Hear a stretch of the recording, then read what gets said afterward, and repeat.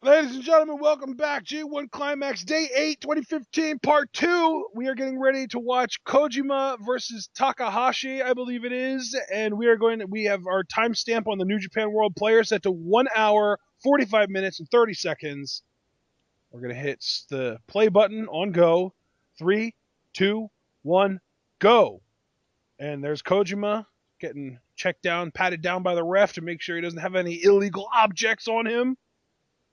I'll tell you what, this is an interesting matchup to me because you have Kojima, who had a great performance against Okada but came up short. And then you have, Takahashi reaching out for the handshake here. yeah, I think Kojima would be wise not to take it. But you do have Takahashi, who beat Yuji Nagata and finally got on the board. Let's see if Takahashi can keep up this momentum. Yeah, I think Kojima, If Takahashi's going to win any other matches in this tournament, this might be it. wow, Takahashi actually making the clean break with Kojima. Kojima very hesitant, but that surprises me by Takahashi. Yeah, some good vibes there from Takahashi, man. Sending some good vibes. Maybe he'll get some good vibes in return with a win today. Maybe he will. Maybe Karma is going to smile on Takahashi for his sportsmanship. And no, we're And not talking about the big scary lady that used to work for TNA and WWE. We're talking about actual the supernatural force that brings good things to good people. absolutely. And here you see the early going, the feeling out process. I mean, you have to imagine that Takahashi has those lightning chops of Kojima so well scouted. Oh, he's still going to get hit by him. You know that. Kojima is going to have to be careful of Takahashi. I believe that finisher that we saw him beat Yuji Nagata with was Miami Shine, if I'm not Yes, mistaken. sir. That's exactly right. Good See, one. I try and do my homework, folks. I try and be the best for you that I can He's as better at doing Takahashi. homework than I am. I've never been one for homework. Back in school, I would always fail homework and then ace tests because I paid attention in class. I hate you because I always did homework, but I always struggled with tests. But let's see if Kojima can pass the test here because Yuji Nagata's on his way up. Kojima seems like he's on his way down. Now look at that, Takahashi actually able to stand strong and actually flexes. Takahashi's so proud of himself, but that shoulder block of Kojima takes him down. Yeah, that was funny. That flex. He was just like, "Yeah, I did it, guys," and then he goes down. I'll tell you what, I have been prone in the past when you and I have watched New Japan shows, and certainly when we've done our live reactions to kind of overlook Takahashi a little bit, just refer to him simply as the playboy of the Bullet Club. But I have been very impressed with his performance in this tournament, even in losses, because he just seems so game, like he can beat anybody at any given moment. So Kojima, he can't rest on his laurels here. No, he definitely can't. And that's another thing too. Takahashi, it's weird because coming into this match, I kind of always saw Takahashi as honestly, I thought he was a junior, but that's just kind of like the status that I feel like he has. Like it seems like he's just kind of lower in the totem pole than everyone else in the Bullet Club. Absolutely, and you've seen how Takahashi creating that space, And and not only creating that space, but they're showing a lot of camera angles of Takahashi's ring girl that he brought to the ring, and now Cody Hall just taking it to Kojima while Takahashi has the ref grappled. I guess that handshake at the start of the bout is a moot point because Takahashi is still Takahashi, and by Yeah, that I mean, a member of the Bullet Club and do anything it takes to win. I'll tell you what though, Takahashi, I think in his match with Nagata, and call me out, partner, if you think I'm blowing smoke, but I think he really showed us how precise he can be, how dangerous he can be with that game plan he implemented on Nagata's ribs. yes.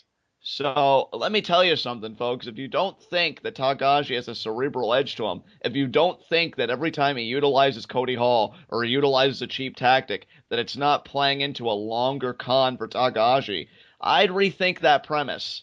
And there you see he's got the mount punches there on Kojima, just taking it to him. Doesn't And Kojima have a bad neck? Kojima, I think, does have a bad neck. I mean, he was the recipient of a Rainmaker. That match That's was certainly so good. I love that Okada knew that Kojima was going to try and reverse the Rainmaker with a lariat and ducked it, and then hit him with a Rainmaker afterwards. a true student of the game, is the world champion. And now Takahashi could be going Big for that boot, and he does. Nice Square boot on the too. button. Yeah, he's. It's so weird because normally when you see big boots, they're from big guys like 6'5" plus, 250 plus pounds. Like it's like those are the requirements, like the minimum requirements to throw a good big boot in wrestling. But I'll tell you what, man. Even though I would argue that maybe it doesn't look quite as devastating as some other guys, like a Luke Harper, I think that Takahashi's big boot looks really good. Oh, absolutely. And And now now look drop at kick that. There's maybe? seated Drop position. kick, And yep. yeah, another drop kick there. Beautiful. Hooks the And for the leg. pin, only a 2 Two. count. And yeah, Kojima kicks out there. Close though. Yeah, and that's the word with Takahashi I would use to describe his entire G1 Climax tournament experience. Close, because either he wins or he comes close, but Takahashi I don't think has ever really looked pathetic in defeat. He's never really been dominated. He's too shrewd for that, too wily for that. Yeah, And I now mean look at this. that's not really something Makabe could say because he got flat out dominated by Bad Luck Fale. Exactly. And now Takahashi with the blatant disrespect to Kojima. Nice forearm to the face there, and then a chop. I think he's going to do these alternating strikes, maybe. No. Has control of Kojima's arm. Irish Flips whip. him into the opposite corner, and Kojima got the foot up. Kojima got the boot there. And now Now Takahashi, they're going to charge anyway. corner. Oh, moved out of Oh, the I way. think we're going to get lightning chops here. Kojima looks like he wants them. Oh, He he hit is him good. once already. He hit him again. It's coming. 3. Everybody can feel it. This already can feel it. There it is. Lightning chops. Takahashi's face. Oh, God. Oh, man. Man, Kojima I think he just made Takahashi's chest raw there, and then there's a forearm in the other corner.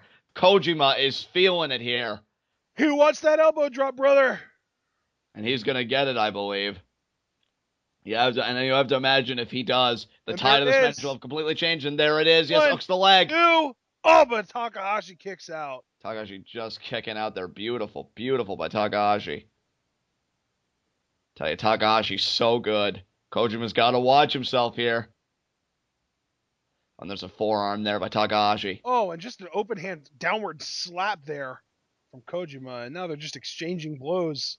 Yeah, now it's getting really volatile here. And there's another downward slap there to your point on the chest of Takahashi. And there's another forearm there from Kojima. Kojima maintaining control. And now the rapid forearms here from Kojima. Forearm. Oh, went for the discus. Takahashi ducked. Oh, check the boot though. Did Kojima? And there's another forearm. Takes Takahashi down. Oh, wow. Yeah, these guys are really going at it now.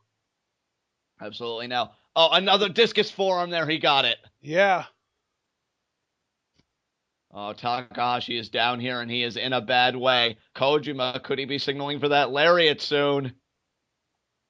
I'll tell you, the Koji cutter and that lariat, 2 moves that Takahashi would be wise to have scouted. Oh, and now, look, it looks like Kojima wants some kind of a vertical suplex maybe, but Takahashi blocking. And now that he went for it again, Takahashi blocked again. Oh, wow, that's the 3rd time now. Kojima. I love that. Look at the fisherman, and he got the fisherman buster there. Beautiful. Takahashi, man, that power is just absolutely fantastic. And now Takahashi going after Kojima on the apron. Very dangerous place to be no matter who you are. Now he picks Kojima up there. Could it maybe a DDT maybe? He's got the front face lock. Oh, fisherman buster on the apron. No way. Oh, no way. Kojima's not going to let him though, it looks like. No, now the punch kick to the gut. There's a kick. Another kick. Kojima wants a DDT maybe. Oh, I think it is going to be a DDT. And it is. Oh, wow. Wow, just drove him into the hard part of the apron. And let me tell you something, with that Koji cutter and that lariat, that is a great service that you just did to Takahashi's neck to soften it up for those maneuvers. Yeah, and like you said, the Koji cutter is definitely a threat, but he's got the Koji lariat as well in his arsenal. That's another thing that kind of targets the neck. Absolutely. You know, I was thinking about this the other day, and God, I think I'm really about to show my stupidity here, so I hope my audience can forgive me. But does Kojima ever do the Koji clutch? Because I was thinking about that the other day, and I've never seen him do it so far in the tournament. I was wondering if that is a move in his arsenal. Not that I know of. I mean, I'm not necessarily saying that he's never done it before, but I haven't seen him do it, no. Yeah, because then it would really be appropriate, right, to say, you know. Yeah, just kind of fill out that whole roster of Koji moves. Oh, wow! Avalanche Koji cutter! Wow! He probably could have gone for the pin there. Why didn't he? No, he wants the lariat, I think. Yeah. Oh yeah, he definitely wants that Koji lariat. Oh, he's going to go over Takahashi! German! What a German there by Takahashi. Wow. And Kojima that really leveled Kojima, too. Kojima looks like he's blown up, if anything. And I'll tell you what, Ashton, maybe Takahashi can capitalize on this here. And if you're Kojima, are you kicking yourself that you didn't go for the pin attempt after that avalanche Koji cutter? Oh, and another big boot there from Takahashi. And yeah, John, to your point, I think that you definitely have to be questioning that. But if you're Kojima right now, the last thing you can think about is questioning. You need to kick out of this right now, and he did. And he stays in it. He stays alive. I'll tell you, it's one thing to lose to the world champion, and Kojima. I think Takahashi might be calling for the Miami Shine here. Oh, it could be the end here. Could be academic. Modified Death Valley driver that he uses. He has him up. Oh, but Koji's fighting out of it. Koji, though, got the elbows. There's the forearm there. Oh, but Takahashi returns with one of his own and takes. Wow! Wow! Takahashi took Kojima all the way down to his stomach. Could it come back to Ashton, your big critique of Kojima during his match with Okada, that conditioning? Yeah. He may not be able to keep pace with Takahashi at this point in the match. Kojima's a tough SOB, but I said it during the Tanahashi match, and I'll say it here again. The conditioning is questionable. Good God, that buckle bomb by Takahashi, and you see Kojima there favoring, I think, the back of the head and neck. Absolutely, and now Takahashi is in really a great place to capitalize. He should probably go for some kind of a pin here, but it looks like he just wants to go right into the Miami Shine. Go for the pin, Takahashi. If you can't pick him up, it means he's down and out. Pin him. He's given Kojima way too much time here to recuperate his Takahashi. Maybe he wants to get his shit in. Yeah, but, I mean, at what cost? Oh, and now Kojima rolls over onto his stomach. The first sign that a wrestler has become aware. It's one thing to want to get your repertoire, and it's another thing to take a man lightly, and check the lariat. Oh, no, he didn't. No, he didn't. And there's a regular Koji cutter there. Kojima back to his feet. Oh, this could be it here. Him now. Brainbuster! Got it. Beautiful. That could be it there. One, two. Oh, but Takahashi's out. Takahashi stays in it. I'll tell you what, Takahashi, we saw his the camera pan to the girl he brought at ringside. I think he wants one hell of an after party, and you can only do that if you walk away with a W here. And now Kojima again signaling for that lariat, I think. And he got it this time. He got the Koji lariat. That's got to be it. It's over. One, it's over. Two. Oh, he got pulled out of the ring. Cody pulled the referee out of the ring again. Damn it. That Cody Hall pulling the referee out. Kojima had this match won. It's Tanahashi Fale all over again. Now, Cody Hall going in after Kojima. Oh, now come on. No rest for the wicked, John. No rest for the wicked. How could this possibly be fair? The damn Bullet Club stacking the deck against Kojima here. And now Cody Hall. But Kojima ducks. And that's it. Cody Hall's out of the ring. Kojima back to just him and Takahashi. It's so odd because it seems like even though Cody Hall has become a factor in almost every Takahashi match, it never plays into the finish, whereas now it did. Exactly, but I mean, and Takahashi's had time to recover, and there's no referee. Ashton Takahashi could do the most underhanded stuff and get away with it. Oh, look at that, Kojima. Oh, and there it is. The low blow to my damn point. And now Takahashi going for the Miami Shine here. He hits it. He got the Miami Shine. There it is. And now it's academic. And the referee, look at that, gets back in. And highway robbery. Somebody call 911 because Takahashi just stole this damn match. You've got to be kidding me. Look, I have all the respect in the world for Takahashi. He's shown he could be a big money player. But that's utterly appalling to me. And you could give points to Cody Hall there, and he's not even in this damn tournament. Cody Hall might not be in this tournament yet, but he's definitely a future prospect. And I think that with these little interferences, he's making more and more of a name for himself. I'll tell you what, it's quite apropos to me that Cody Hall's father was always known as the bad guy because Cody Hall has turned out to be real scum here in this match. Just robbed Kojima of points, and I mean, as we've talked about, only reason I'm getting so hot is that in a tournament like this, every win counts, and he just sent Kojima further down the board. The cameraman is doing straight men and gay women all around the world a lot of favors right now. Absolutely, but the bigger story here is that Takahashi can thank his after party all to Cody Hall because that man just gave Takahashi the victory. It did. Takahashi gets the win. He's now 2-2 though. Takahashi broke 500. He's at 500 actually. Absolutely. Takahashi slowly making an ascent in this tournament. And hey, like I said, I'll never take anything away from Takahashi. He has all the ability in the world, I believe, to beat anybody in this tournament. That's not the issue. The issue is you shook the man's hand at the start of the bell and you cheated him out of this damn match, and you're going to walk away with it. But then again, you walk away with his ring girl there. Maybe he doesn't really give a damn. Maybe he does feel like a winner. And why shouldn't he? Because I guess you take wins how you can get them. And Kojima, my heart just breaks for that man. Took the He world did have the champ. match win, that's for sure. He had the damn match won. It was academic after that lariat. You could have counted to 200. You could have taken up the rest of the show with the count that Kojima would have had, and Cody all played the difference. Unfreaking believable. And I'll go as far as to say right now, I think in any other context, in any context other than this massive G1 tournament, I think that would have led to a rematch where Kojima would have gotten the win. But in this case, the only thing that matters is getting your win and getting your points. And Kojima did not get the job done today. Absolutely. And then that's true, Ashton. That's the final analysis of the matter as we move on. And speaking of the Bullet Club, Karl Yes. Anderson.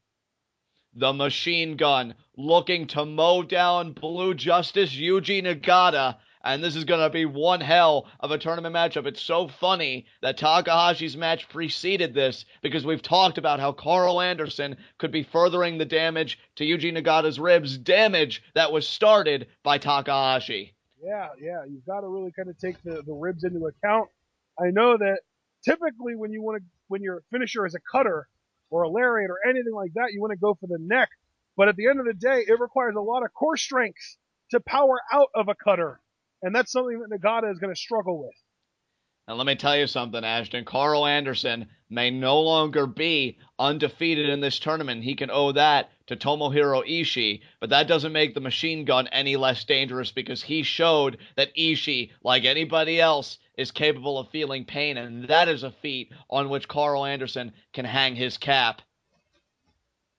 So what do we think here, John? Do we think Karl Anderson is going to go 2-2, and Nagata is going to go up to 2-2, or do we think Anderson's going to pull away a little bit, go to 3-1 with Nagata going to 1-3? I have to imagine, despite his loss to Ishii, it doesn't make Karl Anderson any less impressive in this tournament overall. I'm picking the machine gun to go 3-1, but if anybody can drag him further down, continue the work that Ishii started, it is Yuji Nagata. Yeah, and as you were pointing out, Ishii got started on Anderson, but the one problem that I would say is that Anderson hasn't really shown any weaknesses in this tournament. Ishii really just kind of beat the crap out of him. Yuji Nagata typically likes to pick apart the arm, which might make it more difficult to hit the gun stun, but that's about it. Well, I certainly agree with your analysis. I think the only minor contention I would have is I think Karl Anderson did show us a weakness in his match against Ishii. I think he is overly dependent on the gun stun. I get that everybody, I guess, in the final scheme of things, could be argued to be overly dependent on their finisher, but Karl Anderson needs to learn to adapt when people have his stuff scouted, and he didn't really adapt to Ishii. I'm hoping he can adapt to Nagata if Nagata relentlessly works over the arm, as you're projecting he may do. So that's going to be a real test for Karl Anderson.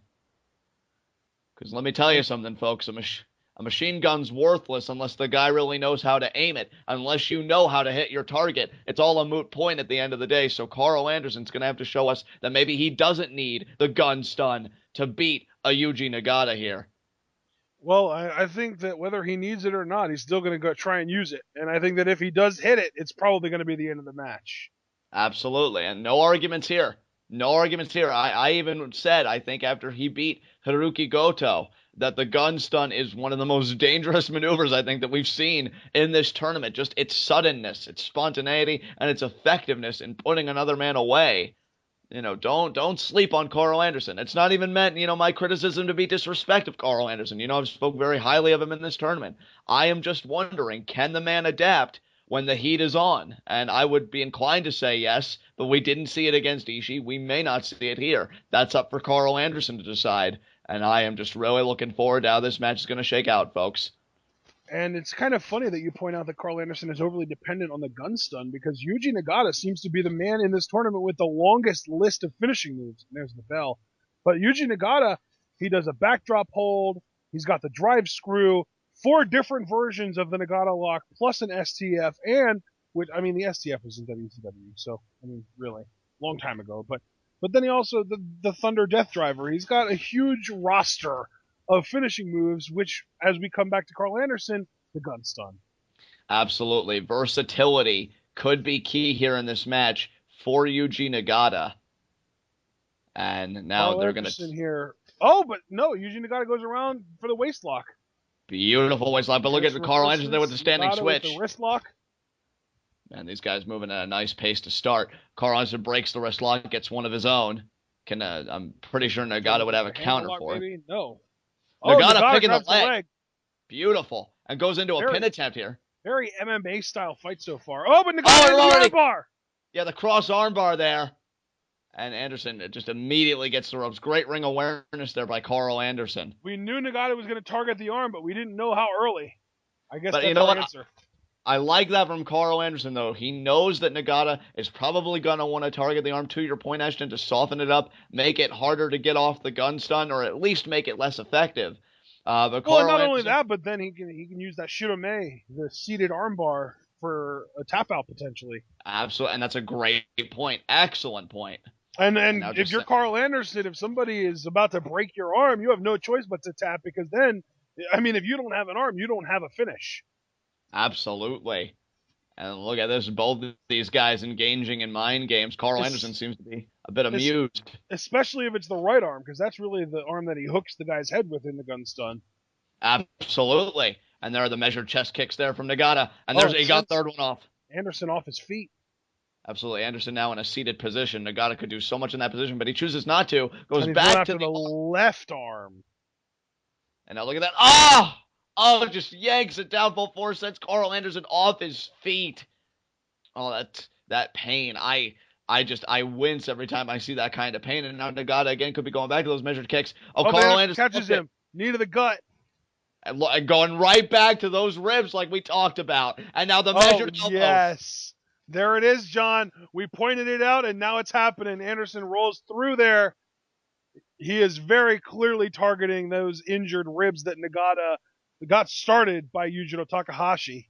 I mean, Ashton, I'd like to think from the very onset of this tournament, you and I talked about how injuries in prior matches could play into future matches, and we've really seen it lately, the most recent case being Yuji Nagata and Karl Anderson, and the ribs right in the guardrail. Oh, God, Ashton, the difficulty to breathe for Nagata must be immense.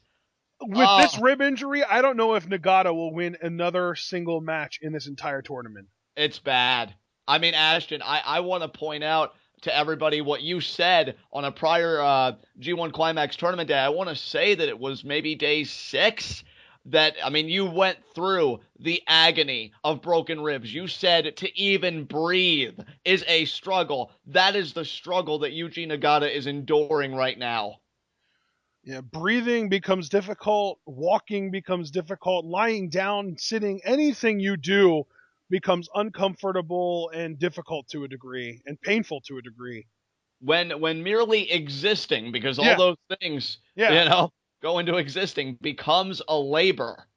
I mean, you're in a bad way, and Karl Anderson, let me tell you something. That man has a mean streak a mile long. He will not give a damn about explaining those ribs. Again, just the pointed elbows to the ribs. Yeah, absolutely unrelenting. And now goes for the pin, but Nagata, almost foolishly, I would say, kicks out.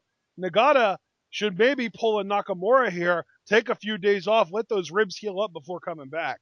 But I don't know about that, Ashton, because you just go further and further down the board while your opposition gains points. But if you're Yuji Nagata, I would rather take a few days off, let the ribs heal, and have a chance of winning some matches at the cost of 1 or 2 than continue in this tournament where every single person is going to target your ribs. And by the end of it, you're going to end with the one win that you already have, and that's it. Just the full force of the knee on those. Oh, and now he's exposing it. Oh, God, he's exposing it. And if he hits it with that exposed knee. And there it is. Anderson like a shark that smells blood. Oh, now look at that. Shoots the half into the cover here. But Nagata, though, great ring positioning. Was able to get the hand on the rope almost immediately. And Karl Anderson, he is in full control action. He doesn't have a concern in the world. Yeah, Nagata definitely needs some time to heal. without question. His shirt that he comes out in says anti-aging, but there's only so much you can do to prevent your body from aging. And when your body ages, your bones become brittle. You might be getting angry now, but if Anderson goes back to those ribs, he's going to feel it. I mean, Anderson just blatantly disrespecting Nagata, and there right it back is. to it. Right back to it. I mean, Ashton, you and I, we've given so much. Oh, wow. Wow. Off. Oh, and there's the knee to the gut there. A little bit of retribution there for Nagata. But those ribs. It always comes back to the ribs, because as much offense as Nagata might get, as soon as Anderson targets those ribs, Nagata is struggling to breathe, struggling to, really, like you said earlier, struggling to exist. Exactly. And Nagata there right back to the measured kicks. To the chest. Almost to that left arm that he's been targeting. Absolutely. So both these guys, it really is a war of attrition. Which body part will give out first? And you have to imagine the ribs. And look at the boot there. Anderson not even taken off his feet yet. Off the ropes. Ducks the clothesline. Oh, wow. Oh, slap to Anderson. Oh, Anderson responds. Exploder suplex there by Nagata. I thought he was going to go for a Uranagi, but that exploder was really impressive. Yeah, T-Bone Exploder, but does not get the 3 count. Karl Anderson, not only is he tactically sound, but, I mean, so resilient. And now Nagata, they're going to go back, maybe a vertical suplex. I don't know if I really advise this. And, again, back to those ribs. Everything is more difficult, man. Everything. And that's just the thing, too, is we talk about the pain, but then your muscles start giving out when you try and use your core strength to do anything, too. Absolutely. Karl Anderson, I mean, he is favoring the arm, you can tell, but Nagata, the agony I see in his face and have seen in his face throughout this bout just tells the entire story. And now Anderson may be thinking a pump kick here. Yeah. Got it in the corner, and there it is. Right on the, was that on the arm or the head? I don't think he hit the head. I think it was to the left arm, yeah. Wow. Karl Anderson just picking Nagata apart. Think about it, John. That's more work towards not letting the gun stun be reversed, because really, if a person's going to reverse the gun stun, they're going to have to push you off of themselves with their left arm. Exactly. Oh, Nagata right up with the right arm to there, the right punch, right to, it looks like a closed fist there to Anderson's head. And I don't see. And here's the thing: I was saying at the start of this thing that I was thinking that Karl Anderson was going to have to adapt it. Oh, look at Yuji Nagata, not to be denied. The forearms there from Anderson, but Nagata keeps trying to power through. And Karl Anderson, though, just so proud of himself. The thing that he's doing right now, standing on the ropes like that, has got to be the most painful thing in the world for his ribs. That's why it's taken him so long to come back up. Normally, he just kind of pops up and he's like, come on, man, bring it. But no, he's got some serious rib issues, so he's kind of, wow. He's showing major toughness, though, I'll say that. That face from Karl Anderson. He may have awoken something. Are we going to get an exploder? A T-bone? An avalanche T-bone suplex upcoming, and he hit it. He got it. Wow. That was impressive. Goes into the cover, 2, and Karl Anderson's still able to kick out, though. If Yuji Nagata can just get that adrenaline, allow that adrenaline to take over, he could beat Karl Anderson here. And and he has him with Saito. Oh, but look at Anderson, though, having this guy, but it took a toll on the arm there doing those elbows. And now the forearm exchanges between these two. Oh, man, who is going to give first? Man. Which body part's going to give first? Nagata Anderson goes fire, though. Oh, and now, look at this. Nagata getting more of the forearms here. Sends Anderson staggering it. Oh! That almost looked like a low blow to me. But I think it really was. I think maybe it was the ribs. Yeah. But, man, that looked like a low... aimed for the ribs, but Anderson might just be a little bit less precise than Takahashi. Oh, look at that, though. Oh, Shirome! Oh, there's the arm bar there. He's got it. I don't know. He seems to be great. Chanting, Shirome! Shirome! Yujiro. Shirome. Here we go, Nagata. Oh, there's the eye roll. The eyes, there it is. Oh, Karl Anderson, this is your time to adapt. You've got to find a counter, or you've got to get to the ropes. I think he did. Yes, he did. He got his foot on the rope there. And look, Nagata still favoring those ribs. But it still does the greater service, does the Shirome, of weakening the arm for the gun stun, Ashton. But I want to point out it's the left arm. Yeah, that's true. That is true. You can do a one-armed gun stun if it's the right arm, which is the stronger arm for Anderson. And what a dump spine play buster. spine buster by Karl Anderson. You and I were both so taken by the beauty of that spine buster. We had the same thought. Karl Anderson, so good, so crisp. And now, he's signaling for it here. He's calling for it. He's feeling it. I think even you might with want that the bad TKO arm. first. You might be right about that. No, going gun full stun? on one-arm No. gun stun. Oh, No, just the a slap. And another. Oh, but the stunner! And he goes into it. He wants a no gun stun. Oh, could it be the German? Back elbows. Fighting out of the waistlock, but spinning heel kick to the back. That was unique from Nagata. Like a forward-facing spinning heel kick. You don't see those very often. And the jumping enziguri there from Yuji Nagata. Holy crap, Nagata showing some life. Karl Anderson wanted that gun stun. Nagata had it scouted for the moment. And now what's he going to do here? Saito suplex. Oh, there it is! Gun stun! Got it. Is it over here? One, two, and that's three. it. As soon as I saw Nagata grabbing Anderson around the neck, I knew it was a mistake. Because not only does Anderson really, really want to go for that gun stun, but Nagata's got bad ribs and he's got no power in his core. So yeah, it would have been really easy for Anderson to reverse that, and he did. He did just that, and that was amazing technical work by Anderson, and unfortunately, Nagata's ribs just kind of gave out there, and there's Tama Tonga posing there with Anderson, talking to him. Anderson should be quite proud of himself. 3-1 in this tournament, joins a very elite class. Maybe not the same class as Ishii and Okada, but they could be joining Karl Anderson in due time. Exactly. They could both lose tonight, and then that would be it. There would be no undefeated people left, or they could both win and there'd be 2 undefeated people left. I personally want both of those guys to keep winning until they face each other, so we can have like a true, almost like a finals before the finals kind of situation. I'll tell you what, Karl Anderson, I may have sounded like a bit of a doubter going into it, but he beats Blue Justice Yuji Nagata here. And look at that, mocking Nagata's pose. Nagata really needs to check on those ribs, reevaluate his position in this tournament, because Karl Anderson, because of those ribs, is able to go to 3-1. Again, a very prestigious class. Karl Anderson's not out of this tournament yet, not by a long shot. Oh, man, and Yuji Nagata has to take the long walk to the back. This ring belongs, for the moment, to Karl Anderson, the machine gun. That long walk to the back made even longer by the immense pain that he is inevitably feeling due to those injured ribs. Absolutely. And Karl Anderson going to leave here with his IWGP Heavyweight Tag Team Championship. And yet again, Anderson does it without Bullet Club interference.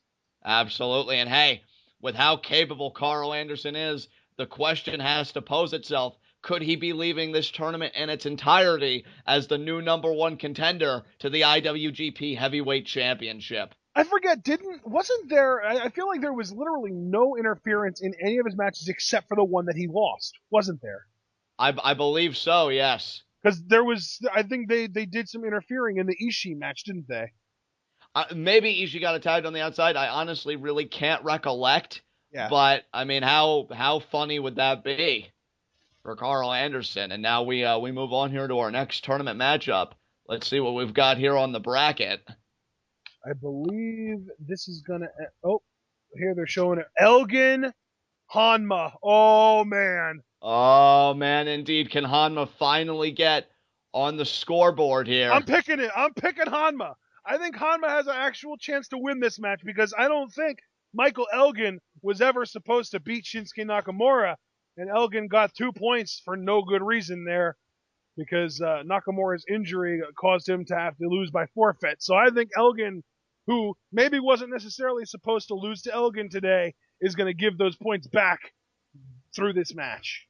Absolutely. I'm inclined to agree with you, and it's funny that you're picking Honma this time, because I feel like the past few G1 Climax tournament bouts that Honma has found himself in, I'm usually the one kind of saying, well, maybe tonight is the night for Honma, but with you kind of, initiating that whole thing, I'm certainly inclined to believe it, but the unbreakable Michael Elgin, former ROH World Champion, he is no slouch. He has dreamed of competing here, and I think it's that dream that drives him forward, despite his lukewarm performance, I'll say, in this tournament thus far. But hey, as the saying goes, winning cures everything. And Michael Elgin beating Honma, I think that would set his mind right.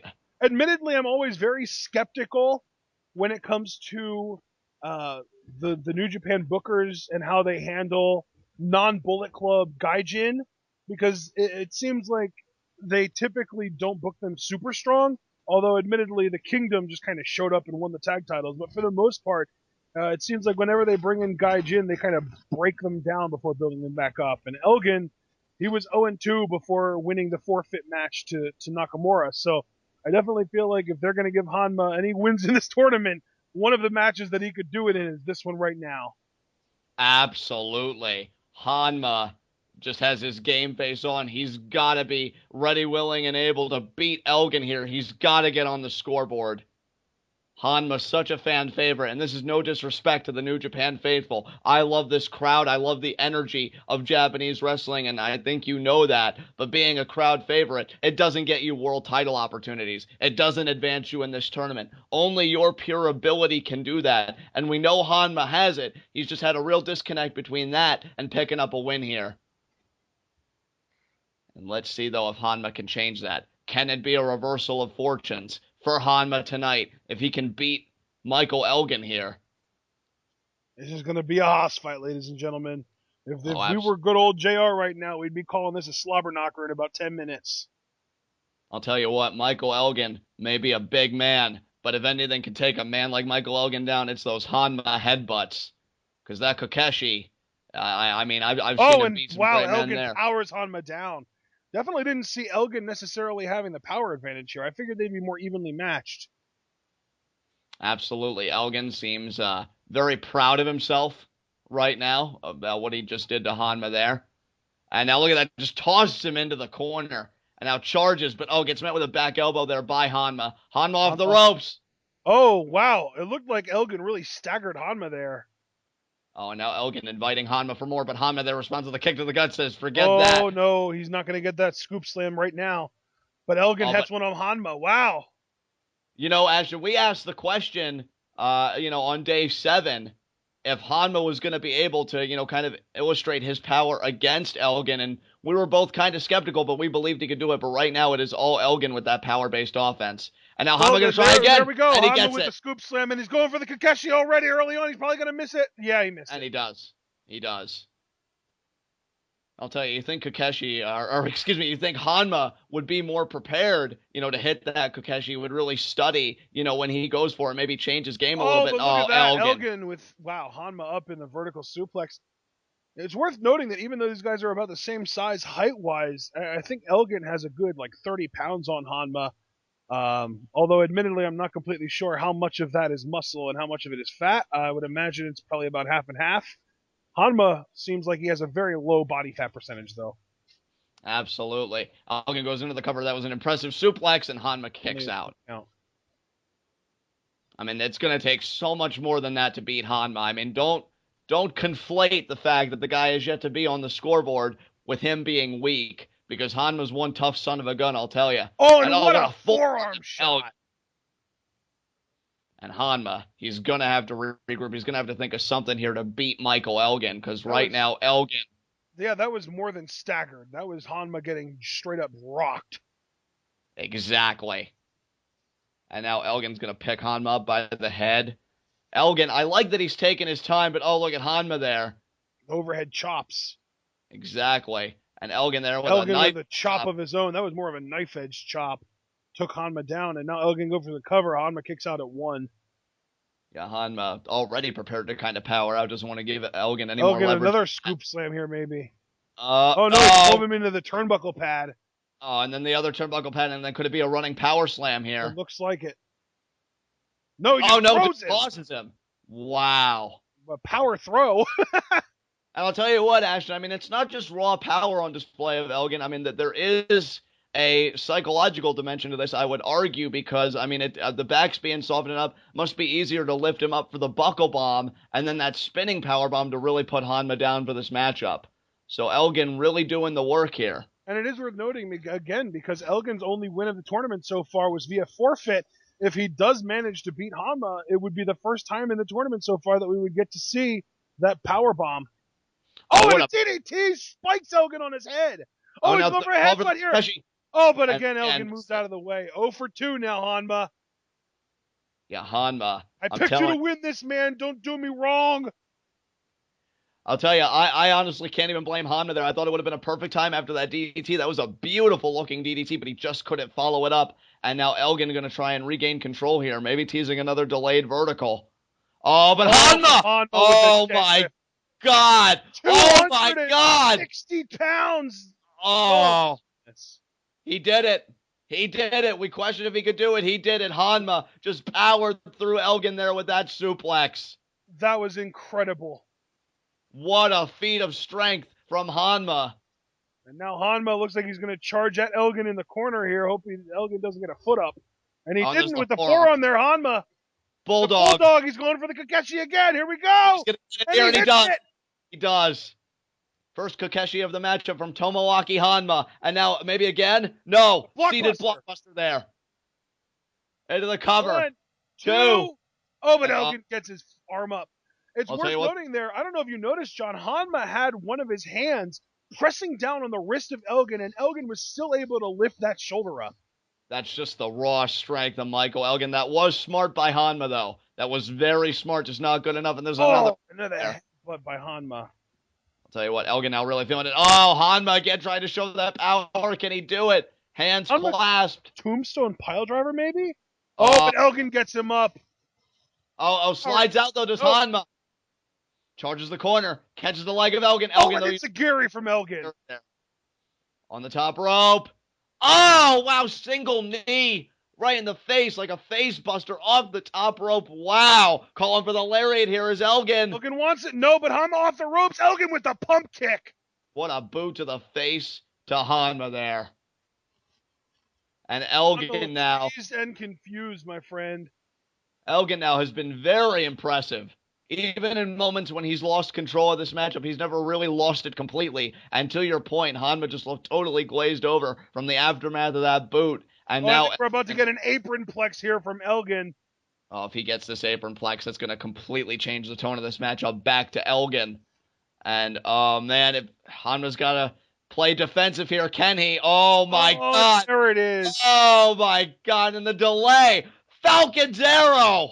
The Falcon's Arrow, the deadlift apron Falcon's Arrow. 1, 2. Oh, but Honma kicks out! Oh, Honma, though, in agony. Look at him, though. Look at the pain on Honma's face. His neck is in so much pain. I'll tell you what, and you know that I love the likes of Cesaro, Honma, all those power guys that do those deadlifts. But when you can transition a deadlift into a Falcon's Arrow, what the hell even are you? And Michael Elgin, I think, signaling for that buckle bomb. It looks like he wants it. He has Honma in position. Tell you what. Gets him up. Here we go. Oh, but Honma fighting out. Fighting out with those punches. Oh, but the back fist. The back fist to the future from Elgin, taking a page out of Eddie Kingston's playbook, and now going for the buckle bomb again. Can he get it this time? And he does. Hits it. Now he's headbutt. The missile headbutt, the torpedo there from Honma. Torpedo style Kakeshi there from Honma. And wow, both these men are down. I didn't think Honma was going to have any life left after that buckle bomb. Honma is like a mini Ishii in that you never really expect him to be amazing in the ring, but you get into every single one of his matches. Oh, and another missile! Another torpedo headbutt there to the back! Oh, now he gets the slam. He wants the top rope headbutt! He gets the top rope one here, it's over. He's posturing way too much, though, for my liking. Can he get it? He's not posturing nearly as much as usual, though. He might hit it! Oh, but he'll get out of the way. He doesn't. It seems like he was so much faster that time than he usually is. I'll tell you what, though, Michael Elgin is earning his name unbreakable tonight because his recovery against Honma headbutts, which have been known to be devastating, is unreal. Because he's already right now on the ground. That's true, but Elgin, I feel like, is stirring. He's going to be able to mount an offensive here. Looks like they're both stirring a bit. They might end up getting up to their feet around the same time. Maybe Elgin by a hair. Oh, they're not even going to their feet. They're just slugging it out on their knees. Oh man, these two guys, you knew that when they tagged together and there was tension in the post match, that Honma and Elgin just wanted a piece of each other. They were partners then, they're foes now. Who's gonna show give first? Looks like Elgin lost some weight for this tournament too. Again, this was his dream, and I think he wanted to be at his absolute best for his dream, and for that I've got nothing but respect for Elgin. But now the rapid farms out. Oh, and the slap from Honma, and that was Oh, enough to daze Elgin. But Elgin, but they return with the double clothesline there, and another one. Oh, it looks like Honma got the lead. Oh, he's Honma winding off it up. The ropes, but Elgin gets worked inside out. 1, 2. Oh, and Honma kicks out. Kicks out. Oh my goodness. Honma stays in it, but what a lariat from Elgin. I'll tell you again, Elgin has been so impressive in this match. Michael Elgin pretty clearly has the advantage right now. He just needs to find a way to capitalize. Looks like he wants another buckle bomb to transition into one of those spinning power bombs that he does. And I can't. Oh, Honma reverses. Checks the off the arm. Waist lock there by Elgin. But look at that. Honma using his head to break out of it. Shoots Elgin off the ropes. Elgin reverses the Irish whip. Oh! He caught him. Oh, the German. But Honma's back up. Honma ate it. Elgin pop up power bomb. Oh, the hook in. Another power bomb. In the corner. And he puts him in. He's going to go for the spinning power bomb. If he hits it, it's it. And it's got to be it. 1, 2, and it's over. So much for Honma getting the win. Elgin goes 2-2. Wow. Tomoaki Honma 0-4. Wow. He is now officially, or he has officially, I should say, the worst record in this tournament right now. Unbelievable. Wow. I mean, and that's no disrespect to Honma, another game performance, but what is it going to take for this man to get on the scoreboard? Michael Elgin has formally gotten a victory here. And I got to say it, Ashton, I felt like, Honma had great spurts of offense, but I don't really feel like there was a point in this match where Elgin truly 100% lost control. Such an impressive performance from Unbreakable Michael Elgin here. Yeah. And it's worth noting, Tomoaki Honma went 0-10 last year. Oh, wow. Honma didn't get a single win last year. The only person last year without a single win, the next lowest record last year was 4-6. And that was shared among 6 different people. 7, 8 actually. 8 different people had that. So it was quite a popular record to have. But Tomoaki Honma 0-10 last year. Absolutely. I mean, unbelievable here. Great showing by Michael Elgin. You have to wonder what it's going to take, if anything at all, for Honma to get on the scoreboard. And, I mean, you taking us down memory lane, you kind of revealing the history a little bit more of G1 Climax as it relates to Tomoaki Honma. What I understand, it seems like last year, Kota Ibushi was scheduled to take part in the tournament, but he was forced to pull out due to a concussion suffered at the beginning of the month, and Tomoaki Honma was his replacement. And Honma went on to not win a single match in that tournament. So now, this is Honma's second ever G1 Climax, and he's 0-14 in G1 Climax matches. And Honma, I don't know if he's crying or just the pain on his face. Either way, Honma has got to be so distraught. I mean, you know he has it in him to win. He's a great athlete. He's got all the fanfare in the world. I mean, I was even still seeing signs, thrown up in solidarity with Honma after the loss. He just can't get it together right now in this G1 Climax. Get it together, Honma. And here is the match I know you've been licking your chops for. Yep. Shinsuke Nakamura and Tomohiro Ishii, the Stone Pitbull, and he is baring his fangs at the King of Strong Style. Tomohiro Ishii's theme music sounds like something out of a 1990s Sega Dreamcast video game. Absolutely. And I mean, let me tell you something, Ashton. You know I have all the respect in the world for Shinsuke Nakamura. I know he's your favorite in New Japan, but I think you and I can both agree Ishii is more than capable of getting the win here tonight. Probably. I think both Three. of these men are. Well, here's the thing. Most nights I would probably pick Nakamura, but Nakamura might be injured. So this is going to be way, way closer than I would have thought. And quite frankly, Ishii has he's been on a tear. He's undefeated so far. So we'll just have to wait and see.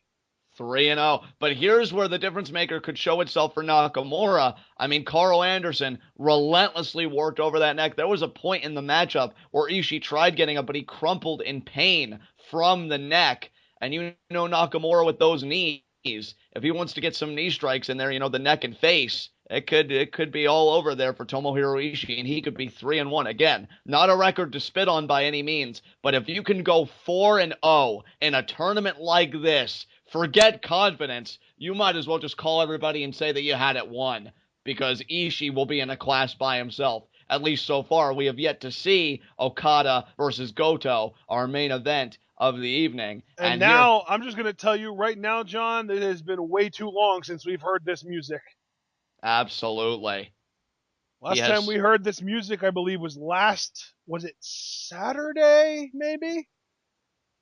I believe you're correct on that. It's been at least a week since we've heard this music. And Nakamura, though, showing a bow to the crowd. His presence certainly welcomed here in the G1 Climax, and I think you could even group Ishii in, among the people that feel that way, because Ishii's a competitor at heart. He doesn't want to take points by forfeit. He wants to beat you, and I think he's really been looking forward to this matchup. You could see the intensity in his face, eyeing up Nakamura, and Nakamura coming out, all of his swagger and flamboyance, but I wonder, Ashton, is he concealing greater injuries here? I don't know. I think at the end of the day, we're gonna have to find that out as the match progresses, because then there's the pose. Nakamura, the injury, from what I understand, was an elbow injury. Interesting. And it's not like Ishii is really known for targeting the arm or anything like that. So, I mean, maybe I don't think Nakamura has faced Nagata yet, but maybe when he does, he'll have a bit of a struggle with that. But for now, I think he's in decent shape. I mean, and if you're Ishii, if you're the Stone Pitbull, you've primarily been known for your work in the Never Openweight Championship class. Yep. But if you can win this tournament, you get a shot at the world champion. And I'll say this, the biggest praise I can give the Pitbull is that I don't think anybody has been more ready to be IWGP Heavyweight Champion than Ishii, and that is clearly illustrated by his G1 Climax tournament record right now. Absolutely. And Nakamura, you can see the elbow is taped up. And you have to wonder, is Ishii going to target that elbow? Well, I mean, if Ishii wants to target the elbow, you'd think Nakamura would want to target that knee, which is also taped up on Ishii. And yet that's so antithetical, I'd have to imagine, to both men's styles. But if you want to win, again, I talked about versatility with Nagata, even though, to be fair, I mean, Karl Anderson still pulled out the win in that bout. I guess just do what brought you to the dance at the end of the day. But we'll see. We'll see who the last man standing is when this is all over. And in Ishii's case, as being a tough son of a bitch, and in Nakamura's case, as being a crazy son of a bitch. Exactly. So craziness versus toughness. Which one will win out? And now Nakamura. Wow. And Ishii doesn't know what to make of this. Oh, but Nakamura showing a little extra aggression there. The knee to the gut, the snapmare into the knee to the face. Beautiful. So smooth. Nakamura just so smooth with his transitions. Yeah, you won't find anybody more fluid than Nakamura when it comes from move to move. Chest kick there. And now Ishii, though, you got to imagine you're only pissing Ishii off, and yeah, you are. Yeah, you are. And there's another chest kick, but Ishii just said, come on, bring it on. And I thought he grabbed the leg there, my mistake. And now he did. And there's the elbow strike. Oh, wow. And goes right into the side headlock. And look at him cranking it on there. Ishii might not be the smoothest of all time, but he is definitely one of the fiercest. Absolutely. And I think that's why you and I love him. I think that's why so many people love Ishii. He's not going to, do any, kind of aerial acrobatics. He's not overly scientific. He just wants to punch you in the mouth and punch his time card. That's Ishii in a nutshell. And I've never seen anybody in wrestling who I want to just watch punch somebody in the face for 30 minutes more than Ishii. Exactly. And let me tell you something. That style is what has bred him. Oh, and a huge shoulder block there takes Nakamura off his feet. And did you see Nakamura, I think, was favoring that elbow? Yeah, I could see him holding it there. Yep. That's going to play a part in this matchup, to be sure. And there's a headbutt there by Ishii. Just a brutal headbutt there by Ishii. And then the knife edge chop and a second knife edge chop. Is he going to go for the trifecta, the hat trick? No, just another headbutt. Ishii doesn't count his moves. He just does what works. Exactly, and I can't fault a man like that. Again, look at his record. That's all I'll keep saying. There's a another knife edge chop. That looked brutal, though. And another knife edge chop. Fourth, yeah. And a fifth one here. We got the counter guy, and that takes Nakamura off his feet. Yeah. Oh, wow, look at this. Is Ishii going to copy him? No. No, I don't think so. I don't think Ishii's interested in mocking anybody again. He just wants to beat you up. That's all he wants to do. And just grabs Nakamura by the hair to headbutt him. Nakamura's starting to get a little bit fed up with this now. And there's a forearm there. They go head to head. Nakamura with the massive length advantage, though. Oh, man, and there's another one. And Ishii, again, just eating all of this. And my God! A single forearm from Ishii, and Nakamura is out on his back. I'll tell you something, guy. Every time we see Ishii compete, me and Ashton come up with a new way to say how terrified we are of the man. If that man approached me and said, hey, you got a problem with me? I'd be like, you know what? I'm going to answer your question. Just allow me to go home and change my pants first. And that's exactly why one forearm took Nakamura down, but Nakamura fighting back, and there's a knee to the midsection there, and there's another forearm. Nakamura trying to mount an offensive here. Gets Ishii in the corner. Come right out and say it. Shinsuke Nakamura is my favorite wrestler in Japan, probably my favorite wrestler on the planet right now. But I think that the King of Strong Style label is nothing but a label for him because of the fact that Tomohiro Ishii exists. He is the real King of Strong Style. Oh, but look at that kick there. Caught Ishii, I should say, on the back of the head, potentially the neck, by Nakamura. And again, that limb advantage that Nakamura possesses that we have talked about, it certainly paid dividends here. And something that we were talking about earlier with Nakamura, just so unconventional. Exactly. You think he's coming at you from the right, and then he flips around and hits you from the left. Oh, and the foot shiver on the neck. Foot shivers there by Nakamura, and still, again, kind of favoring that elbow. Nakamura, he's feeling it. He's getting into a groove here. Oh, but Ishii arm off the ropes. Nakamura with a single foot drop kick. Beautifully done by Nakamura. Pin here. 1, 2. Ishii kicks out. And to that point, actually, did you see Ishii having his arm positioned on the back of his neck, favoring it there? Exactly. I'll tell you, if Nakamura can get that explosive knee on the back of the neck of Ishii, it could be all over here. Phone maybe. Oh, but look at that, Ishii there with the elbows. And now, oh my God, what is this? And Nakamura doesn't want to find out. He fights out of it. But there's a power slam by Ishii. Almost a power slam brainbuster. Oh, man, can this man go 4-0? You and I said at the beginning he absolutely could, but Nakamura as well has all the capability to make Ishii 3-1 by the time this match is over. And another knife edge chop there from Ishii. And I think we're up to 7 now. Ishii has just been... We're just going to say a lot. I'm not keeping track anymore. Especially because now he's alternating forearm, knife edge chop, forearm, knife edge chop, forearm, knife edge chop. And then finally with a forearm, he decides to take a breather or give Nakamura a breather. Or maybe just try and figure out what he's going to do to torture this man next. And it's a clothesline in the corner. Wow. Just taking Nakamura off his feet. And now Ishii's going to pick him up by the hair. Look at that, the front face lock. Could it be a suplex here? Could it be a suplex? Or brainbuster. No, it is a suplex. It is okay, yeah, he's going to save the brainbuster. We saw that's how Ishii beat Karl Anderson, gave Karl Anderson his first loss, was the brainbuster. So we have to be on the lookout for that maneuver. And I'm going to say right now, that was dangerously close. I mean, well, Nakamura, you figure with the bad elbow and just the pain that Ishii inflicts on you regularly in the course of a match, it's got to be hell for Nakamura right now. And look at this, trying to stop. Oh, is Nakamura going to be able to power up? Oh, my God, that power from Nakamura. A back body drop there onto Ishii. Almost looked like a deadlift back body drop. I've never seen that before. Oh, man, Nakamura just powering through. Goes back to the forearms. Ishii responds in kind, though. Nakamura with another forearm. Ishii saying no. His head, no, you're not going to get the best of me. Oh, wow. Forearm exchange going on right now. 2 titans of strong style. The Pitbull will not be muzzled. How bad does Ishii want to go 4-0 here? And another four, and it just sends Nakamura staggering into the corner. Oh, but look at that. Oh, but Nakamura with the knee to the ribs. Oh, now look at this. Setting Ishii up. It looks like he's going to go for the knee to the ribs there. And he got it. There it is. He got it. And now goes right into the cover. 2. And Ishii kicks out. I mean, Ashton. It was smart by Nakamura to immediately go for the cover, but how tough is Ishii? I mean, again, just taking those knee strikes to the ribs. When we talked about Nagata's rib injury earlier, Ishii may be feeling that similar pain, but he's really fighting through it here. Oh, knee to the shoulder. Almost to the neck there, John. It's worth noting Ishii's neck has not been the same since that Karl Anderson match, and now Nakamura picking on it. Absolutely. So it shows you that while Nakamura was at home, he was studying, a real student of the game, and now the front forward suplex there. Just kind of a face buster.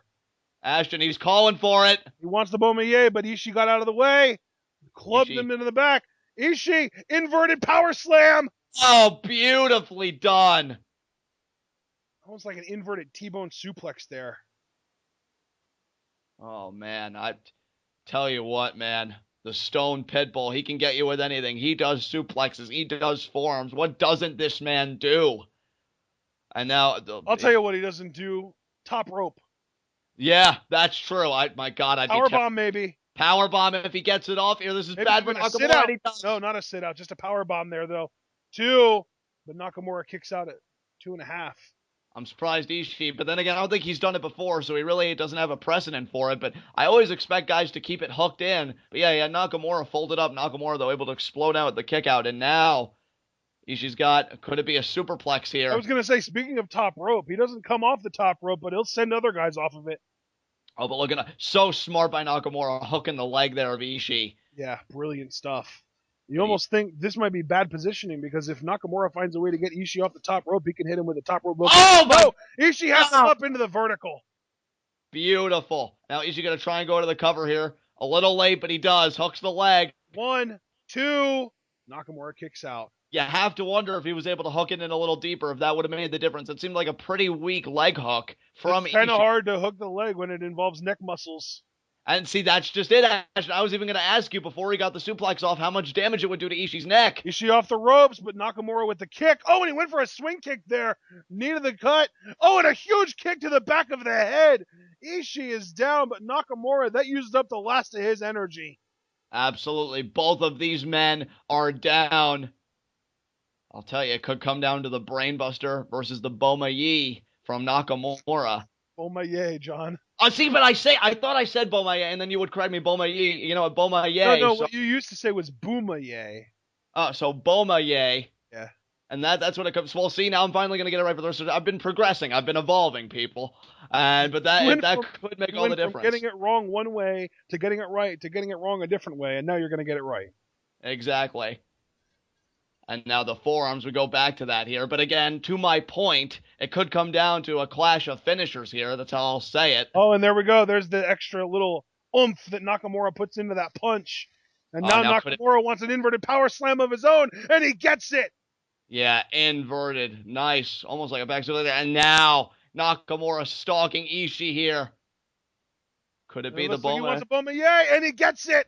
He got the Bomaye. Go for the cover. But look at the positioning. Look at the positioning. And Ishii didn't even need the rope. He kicks out. Wow. I shouldn't even say that's shocking. Ishii is as tough as anybody. That's ballsy is what that is. That is ballsy. Oh, now Nakamura. He wants another one. He wants another one. Hey. And Ishii. Enziguri jumping style. The agility. Oh, and takes Nakamura's head off. 1, 2. Oh, what a kick out. That looked like 3. Oh, what a kick out by Nakamura. That looked like 3. Wow. That legitimately looked like the referee's hand hit the mat for a third time before Nakamura got his shoulder up. But Nakamura stays in it. It was only 2. And can Ishii now capitalize? Can he get the seated lariat here? That was 2 and 99/100ths, and there it is, the seated lariat. 1, 2. And Nakamura kicks out with a little more vigor that time. If you noticed, Ashton, I think Ishii wanted to hook the leg, but then I think he just tried to impose his weight on the cover. Ishii was really scrambling there trying to figure out what to do, and I think that gave Nakamura the opening to kick out, which leaves only the Brain Buster. Karl Anderson has ruined Ishii on pinfall attempts. Absolutely. And now going for that Brain Buster. But Nakamura falls out of it. Oh, nice kick there. And this could be it. This could be it. Right there it is. But he's not capitalizing. And that could make the difference. That could make the difference. The Pitbull's not been put down yet. Both men in so much pain right now, neither can do anything to the other. Oh, man. That may have been Nakamura's best shot. That Bomaye to the back of the head. And man, Nakamura's gonna, no, I think he's signaling for another one. No, he's going to the top rope. I don't know if I agree with this. Looks like he's gonna settle for the middle rope. It could be one off the top rope. Or the middle rope, and he got it. It's over. It's over. That's gotta be it. One, two. No! No! Are you kidding me? Ishii out of the middle rope. Hey, what can Nakamura possibly do? Oh. The Bomaye off the middle rope. And Ishii caught it. But there's the Enziguri there. Ishii stays in it. The lariat. Open Nakamura ate it. Ishii with another lariat. Open Nakamura into the armbar. But Ishii has the hands clasped. He has the hands clasped. Oh, and he's fighting out there the fist. Nakamura kicks him away. Oh, and there's another knee. Could it be a head there? Yeah. Could it be another one? Maybe even two Bomayes here. He's got to put Ishii away here. Going for another one. Charging. Oh, the drop kick. Are you kidding me? A drop kick from Ishii. Are you kidding me? I didn't even know Ishii could do a drop kick. Well, damn it. He just did it, and he's signaling for the end of it here. If he gets the brainbuster, I have to imagine it's over. Oh, my God. Is Nakamura going to... No. Oh, the headbutt there. From Ishii. Oh, Ishii's got to put this away here. You can't give Nakamura too much time. Hooks him up. No, slides out again. Fireman's carry. Oh, Samoan driver.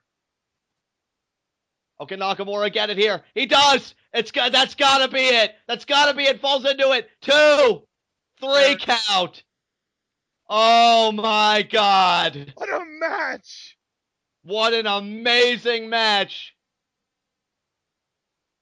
Oh, man. You can't take anything away from Ishii there. Not a thing. He took Nakamura to the limit, pulled out a drop kick, for God's sakes. And then Nakamura pulling out the landslide, that Samoan driver that he did. Something that he hasn't really used very much since 2009 or so. But he used that to set up for the final Bomaye, and which would also be the final nail in the coffin of Ishii. And that leaves only one undefeated person left in this tournament, and that is the Rainmaker, the IWGP Heavyweight Champion, Okada. And look at Nakamura there, I think, showing respect, having it taken his hand and saying, you gave me the fight of my life tonight. Well, there are a couple of Chaos stablemates. And well, yeah, we didn't even bring up that point throughout the match, but that's an excellent point. But, man, if you're Ishii, you may be a bit bitter about no longer being undefeated, but, I mean, Nakamura had to earn that victory tonight. We had What a match, though. What a match. Excellent. Personally, I'd almost call that a match of the year contender for me. That was amazing. Had me on the edge of my seat from bell to bell, folks. Especially when Ishii kicked out of that middle rope Bomaye. I really thought that Ishii might pull out the 4-0. But Nakamura would not quit. His persistence was unbelievable. We asked the question, how would the elbow injury factor into this match? And while indeed it did show itself at points in the final analysis, Nakamura is back in it. Nakamura 2-2, still has a lot of work to do, and he needs to hope that some higher ranking guys lose some matches. But right now, he's looking like he's in a great position. Yeah, well, I'll tell you what, Nakamura, I think, sent a message to that locker room. I'm back in this tournament, and I just knocked off one of only 2 undefeated people on the board. Ishii now 3-1, which again, as I've been saying about Anderson, Naito, and others, is not a record to scoff at by any means. Ishii gave us everything he had. Again, the man did a freaking dropkick that I didn't know he had in him. And that Stone Pitbull, I'll tell you what, he'll be back. He'll be back in the game. His tournament is far from over. For sure. And now, if I'm not mistaken, Ashton, this should be our fifth G1 Climax tournament matchup. Unless I am miscounting, it should be Okada versus Goto, the Intercontinental Champion facing the World Champion here at G1 Climax, Day 8. And that is correct. That should be our next match. I'm just waiting for somebody's music to hit. If you're Okada, Ashton, what is going through your what is going through your mind? You just saw the match, Ishii versus Nakamura. You know that you're the only undefeated person left. I mean, does that give you a little chip on your shoulder? Does that weigh heavily on your mind, or is that not even a factor? You know what? You really do have to kind of get that pride factor, because if you can win just this one match, you can say officially that you were the last undefeated man in G1 Climax. Absolutely. And I mean, Ashton, let's talk about something else too. If Okada wins this match, 4-0 record, and when people compete in 9 matches, that is a beautiful, absolutely outstanding record to have. Yeah. Just unbelievable. And if Okada can pull it off, folks. That's the thing here. Ishii could have pulled it off as well. He came within an eyelash of beating Nakamura several times in this match, but Okada has all the capability in the world to beat the Intercontinental Champion. You really have to wonder if Ishii would have been able to get off one of those deadly brainbusters of his, would Nakamura have been able to kick out? Because I have to say, I don't think he would have. I don't think he would have been either. And what That's kind of a scary thought, isn't it? And what is going through the mind of Hirooki Goto as he steps in the ring with the world champion? There's got to be a pride factor. I'm a champion. You're a champion. Something has to give. And again, everybody, just to give a little bit of a backdrop, do not conflate the prestige of the IWGP Intercontinental Championship with the WWE Intercontinental Championship. The IWGP Intercontinental Championship, very prestigious prize to hold. Again, the man that just won his bout, Nakamura, a 4-time champion, and the longest reigning champion at that. That's who Goto beat to win the championship. Yeah, and I mean, it's worth noting, too, Hirooki Goto is at 500. Or no, he's not. He's at 2-1. Yeah, so this match to determine if Goto can break 500, but Okada has much bigger stakes. If he wins this, he goes 4-0. And again, thanks to our avid listener, Taguru8, who informed us that if Okada, if the champion, is what he said, wins this tournament, they get to pick their opponent. And if Okada can go 4-0 with stakes like that, I mean, you're in the back with Geto and the rest of Chaos, and you're just having a party. You're just having an absolute party. And it would look really good from the top, too. But let's also talk about the other possibility in this match. If Goto does manage to pull this one out, it would create a massive bottleneck at the top of this tournament. It would make it 7 people at 3-1. It would be Naito, Shibata, Fale, Anderson, Ishii, but then Goto and Okada would both become 3-1. And that is, or no, you said with Goto it'd be 2-2, right? No, he's 2-1 now. If he wins, he would be 3-1.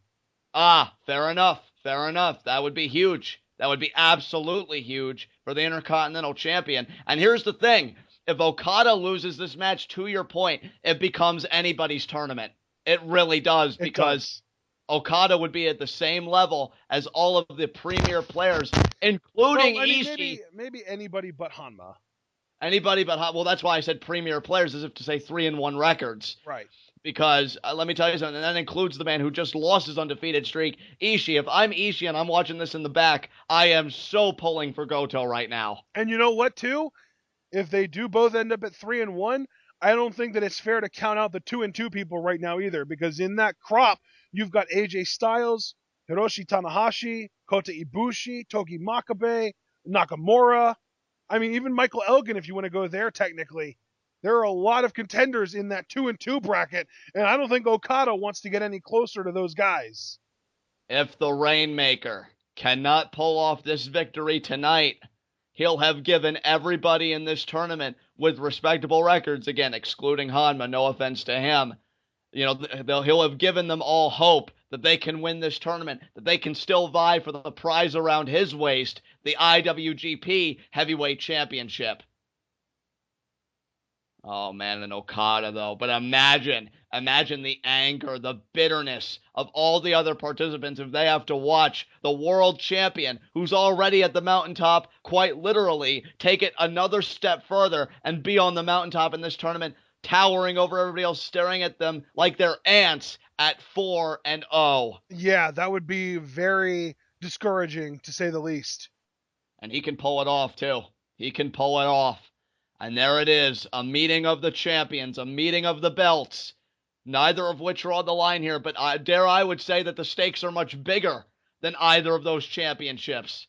Because if Goto wants a shot at that, and that being the IWGP Heavyweight Championship, he's going to have to win this tournament. And if Okada wants control of his destiny, if Okada wants to control the fate of his world title, he is going to have to win this tournament here, and that process continues by going through the Intercontinental Champion and extending your record to 4-0. Man, I am so hyped for this match here. Absolutely. I mean, you say that the stakes might be higher, but to me, the highest stakes are the World Championship. And you can say what you want about the Intercontinental Championship being of equal prestige.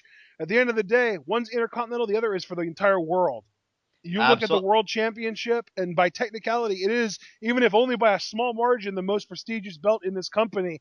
And if you want it, this is the tournament where you get the opportunity to get there, because this is the tournament where you can prove that you are the best. If you beat more people than anybody else in your block, you get an opportunity. Well, and I mean, Ashton, to your point, if you want to know what the world title means, just look at Goto's participation in the tournament in itself. If the Intercontinental Championship was truly equal to the world title, Goto could have shrugged this tournament off, said, I'm the real man, I'm the real champion. But he knows deep down that being the world champion is where you want to be. That's got to eat him up a little bit inside, and that's why he wants to win this tournament. And what an ego boost it would be for the Intercontinental Champion if not only he could beat the world champion in Okada, but knock him down from his undefeated perch in the tournament in the process. Yeah, exactly. Now look at that, these guys. Okada having control of the leg. Goto there kind of has like a half crossface almost like around the face. And now look at that, switches, uses the free leg, and now trying to get control of the arm. Okada has the hands clasped. Yeah, he does. And now Okada shifting the momentum, shifting the leverage there a little bit. Yeah, maybe potentially getting a pin attempt off this here. Maybe. Oh, no, maybe rear chin lock. No, maybe. Oh, no, look at that, though. Waist lock there. Could he do something with it? No, I think maybe. Goto, though, having it checked. Very cautious. Right headlock. And now look at that takeover there. Takedown, and now Goto with the legs and both up. Very evenly matched here. It's worth noting, like we said, World Championship has more prestige basically by principle, but these guys are both very equally matched. And I mean, Ashton, we've talked a lot about Okada in this matchup. Let's shift the conversation for a second and talk about Goto. I mean, you're in there with the world champion. You're the Intercontinental Champion. You take a lot of pride in your belt and just in who you are in general. But, I mean, do you feel that extra bit of pressure because you're the champion to really take it to the world champion, to really make that statement? Oh, absolutely. If you're a Hirooki Goto here, you're thinking to yourself, now, I'm the Intercontinental Champion, and there are people like this jackass Ashton on TwitWow talking about how the world title is more prestigious. Well, I'm going to prove that asshole wrong. Exactly. I mean, he has got so many naysayers, including you and I, but he can silence us all here tonight. And there's the arm drag. Comes off the ropes. Nice shoulder block there. Takes Okada down. And the elbow drop. Gets the elbow right on the back. Can I just say, Goto making this look kind of easy. Absolutely. And here's the thing, folks. Neckbreaker. And he gets it. Look at that. Okada not reversing a single thing. Yeah, Goto getting a nice chain of offense going there, and Okada kicks out. And let me tell you something, and right into the rear chin lock is Goto. But let me just say something here while Goto's got Okada in this hold. For anybody who thinks that we may be committing a bit of hyperbole by talking up Goto, understand this. We have seen guys like Bad Luck Fale beat Tanahashi. We have seen Naito in 2 consecutive matches beat AJ Styles and Tanahashi. Don't tell me it's not possible. Because I have learned in this G1 Climax tournament that anybody can beat anybody on any given night. And you know what? All this discussion that we're having right now about anyone being able to beat anybody, the match that I am really looking forward to now is Karl Anderson versus Okada. Absolutely. I believe that was actually the G1 main event, the G1 finals last year, wasn't it? Or no, no. Wasn't it 2012 that Anderson made it? Yeah, Anderson made it in 2012. And his opponent was Okada. So yeah, it was the main event, the finals of the 2012 G1 tournament. I want to see that match. I mean, I kind of want to see that finals match, but I want to see Okada and Anderson in this tournament as well now. And it's going to happen because they're in the same block. And now Goto there. Look at the excellent control he has with those head scissors. And now he's really torquing on him here. And Okada's got to try and reverse the pressure if he can. Yeah, and Okada gets the foot on the rope. Hey, that's good enough because that'll force the referee. Look at this, Goto just holding that in there for a little bit longer than necessary. I feel like Goto is more of a straight shooter, if you will, likes to get the job done as clean as he can, but I think he knows how high the stakes are, how big this match is. And there's the nice hard back elbow there to Okada. And now the clubby blow to the back there. And now they're on the outside of the ring, and it looks like Goto is going to shoot Okada into the guardrail, and he does. Okada up against the guardrail. Goto went over the guardrail. Okada got out of the way. Looks very painful. What is Okada doing here? What's he going to do? Okada going to launch himself. Maybe a dive? Oh, a dive! Wow! These two taking the fight to the fans' ear in the arena. I can't believe Okada just ran out there and did that. I did not see that coming. Geto showing his approval. He likes it. He likes it a lot. And Okada, is he going to do it again here? He's kind of backing up, catching his breath. I don't know where Goto is. I'd like to get a camera on Goto here. It must be. Yeah, and there he is, favoring the back of the head. He's hurt. I mean, he must have had some whiplash colliding with those chairs. And hey, every little bit helps towards really softening up your opposition for that Rainmaker if you're Okada.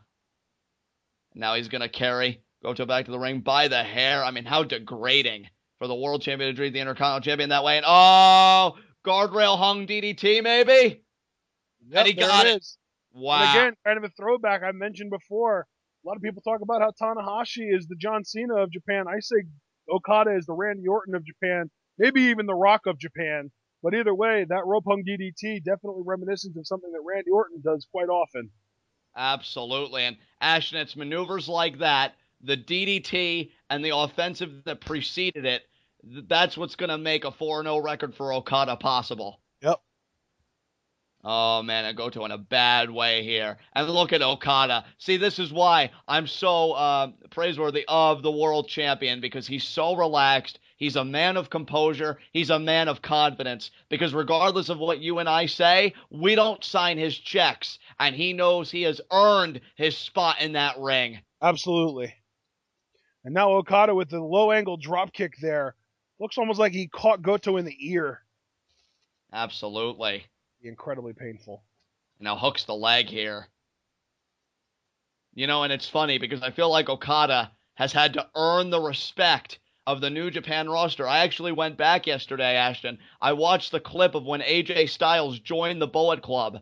It was at the expense of Okada. And AJ Styles kind of spit on Okada. He said, world champion? No, still young boy. I mean, that's a grave insult to throw at your world champion.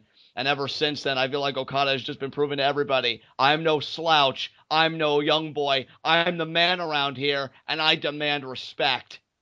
And he's going to take the respect from Goto here. He's going to take the respect from the Intercontinental Champion, and he doesn't care who knows it.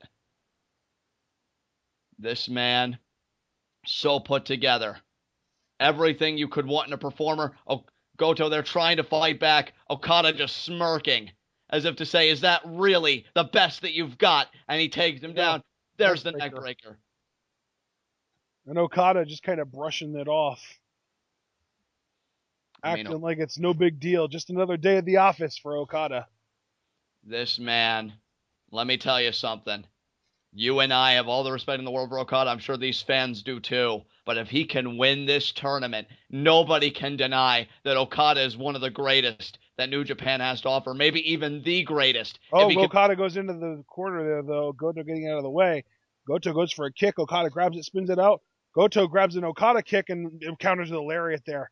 Very nice. I think try to put Goto definitely a little bit slower paced, but I think he slows things down so that he can see everything coming before it happens. I mean, that damage to the neck, I think, must have really slowed Goto down. He's going to try and make a rally here. He's going to try and mount an offensive, but Okada will not make that easy. Absolutely not. And now could he be going for kicks here? And yes, there's a kick. Yeah. Sends Okada into the corner. Charges out. Irish whip into the other corner. Okada goes off. Goto charges. Spinning heel kick. Oh, man, could it be the Bulldog here? He's got it in deep. And he's got the Bulldog. Goto is feeling it here. He's getting in a rhythm here.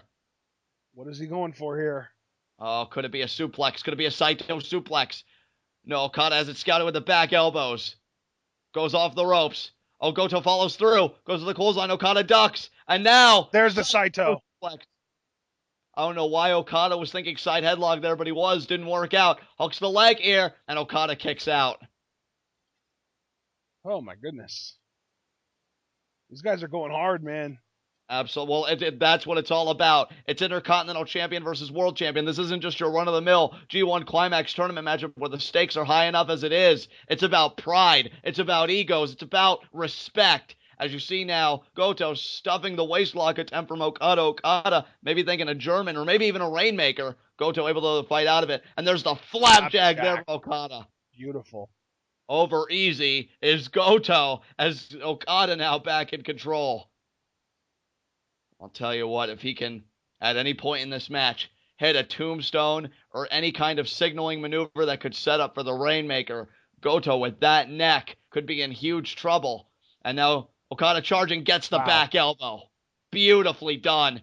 And then the DDT. Wow, Okada stringing together some nice offense here. And now I think he may be thinking European uppercut to the back of the head. Is he? No, Goto's getting up. Maybe thinking of something else. And no, there it is, that spinning European uppercut. Beautifully done. Hooks the leg. And kicks out. And Ashton, you know that we've been watching a lot of New Japan. You know we're really familiarizing ourselves with these men when we know what they're going for before it's even executed. That was signature Okada there with that uppercut, and we called it. And now look at that. Picking up Goto here. We've come to know these men so well. There's the slam by Okada. Looks like he's going to go for a Senton Tomiko. Maybe. If he or no, that elbow drop probably. That elbow drop of Okada. And oh, look at that Goto though. Charges through. Off the ropes. Follows through. Oh, and what a lariat from Goto. What a lariat. All the power he could muster went into that lariat. And could this be the tie turner Goto needs? He needs something, that's for sure. Unbelievable. Goto Okada's staying been on quite a roll.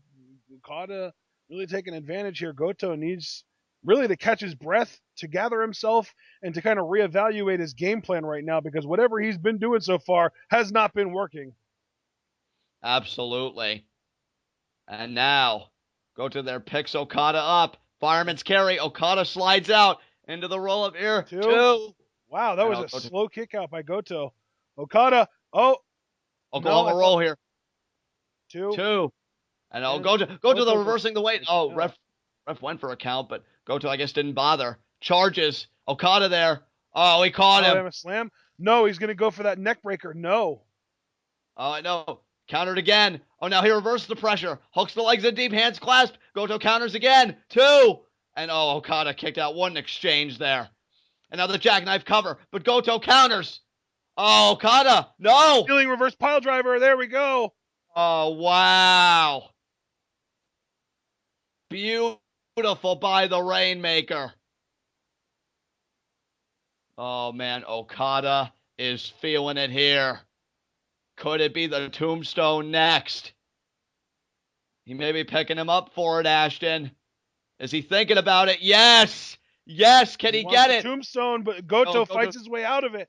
Goto able to shift that weight. Oh, what a boot to the face. And a back elbow. No, not going to shoot off the ropes. He's going to shoot Goto off the ropes. Goto reverses. Follows through again. Oh, wait, still follows through. Beautiful drop kick. Wow, and Okada has the whole world in his hands. Stays in control after the drop kick. Now what's he going for here? Now it's going to be the elbow from Okada. Ascends to the top rope. Can he get it this time? Goto had to check the first time. Will he have it check the second? And he does not. Wow, the distance. The distance covered by the Rainmaker. And there it is. And there it is. The Rainmaker pose. We didn't get to see this when he went against Kojima, but now we're getting it. Oh, man. He picks up Goto there by... He has it set up, but Goto ducks into the fireman's carry. Into the almost copying Okada there with a heavy rain. Absolutely. Oh, man. And Goto there just driving that knee into the back of Okada's head and neck. And Goto here, this could be the rally. This could be the moment he needed to make Okada 3-1. Could it be the back suplex? Wait, what's he doing here? There's a delay. Shoten Kai. Shoten. Oh! Wow, hooks the legs in deep too. Oh my God, that was so close. Oh my God, you don't get much closer than that if you're Goto. Good God, what a kick out by Okada. I think this is going to be the Shoten Kai. He just hit a Shoten, now he wants the Kai version. No, Okada gets out of it. Okada fights out of it. There's the boot. Oh, what a clothesline in the corner there. Jesus, just taking all the breath out of Okada. The fight in Okada is being taken out of him here. I hate to say it, John, but this match has felt like a man versus a boy. Well, who's the boy in your equation? Okada. Yeah, unbelievable that you're saying that about the world champion, but I'd have to say you're right. Man, oh, what a forearm there. And another forearm. And another one. Taking Okada to the top rope. Up into a fireman's carry. Oh, dear God. What's he going to do here? Maybe a neck breaker. Oh, God. He's got him up in a... Okada fighting. Okada fighting. Oh, could it be a German? Deadlift. Deadlift German. He got it, and he keeps it walked in. He keeps it. Oh, could it be the Rainmaker to follow through? Maybe. He could be the Rainmaker. Oh, Goto with the headbutt. Wow, what a counter. What a counter. What a momentum killer. Absolutely. Well, when you drive your head into a man's body, yeah, I think it's going to stop anything that man has going on, and it certainly stopped Okada's Rainmaker attempt. And another example where Okada's doing all this cool fancy stuff and Goto just kind of shuts him up with a Here's Shoten Kai. Wait a minute. Oh, slipped out. He ducks it. Rainmaker ducked again. There he is. No. Check the... Headbutt from Goto. Oh, this may be it here. Goto's feeling it. Oh, my God. Are we going to see a 3-1 Okada? No, not yet. Another headbutt. Now he's going for it. Could it be a 3-1 Okada? Shoten Kai here. No, he got it. He got it. Pin him. 1, 2, 3. He wins. Oh, my God. Intercontinental Champion has just pinned the World Champion. What a statement made by Goto, and Geto's face tells the whole story. The whole story. Oh, my God. Goto has pinned the World Heavyweight Champion of New Japan. I can't believe this. The IWGP Intercontinental Champion picks up a win over the IWGP World Heavyweight Champion. I can't say it enough times because it still hasn't sunk in for me. And in the grander scheme of things, allow me to point out what my cohort and commentary here said earlier. This tournament has now been reclaimed by virtually everyone. Unbelievable, because it really is anyone's game right now. I would say, I mean, if you just want to look at all the people at top right now, Naito, Shibata, Fale, Anderson, Ishii, Goto, and Okada now joining those ranks, all at 3-1, all with only 6 points. Absolutely, and if you're not Ishii, a single undefeated wrestler left in this tournament. If you're Ishii, if you're Anderson, if you're any of those men, if you're Naito, you have got to be loving this. Especially with the role that guys like Naito and Shibata have been on. Absolutely. They have got to be grinning from ear to ear And I'll tell you what, they are all indebted to their Intercontinental Champion in Goto because he got the job done. And Okada looks like he's just completely out of it. It's almost like he's sleepwalking here, like he's out on his feet. And I'll tell you what, folks, over the years, myself, Ashton, anybody that calls themselves a wrestling commentator, we engage in conjecture from time to time. Who has the potential to be a world champion? This wasn't about potential. Goto just beat the world champion, proving he could take Okada's spot. And moreover, proving that maybe that Intercontinental Championship is a little bit more prestigious than the world title. Absolutely.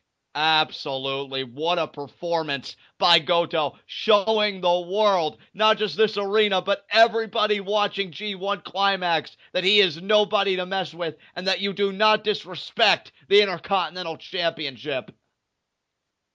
What a victory for that man tonight. What a victory. Absolutely. What a day at G1 Climax. What a great show. What a great show. There were quite a few matches. You said, in your opinion, Nakamura Ishii had match of the year written all over it. And now I think Goto Okada was a really solid match. Maybe not necessarily match of the year level, but really good.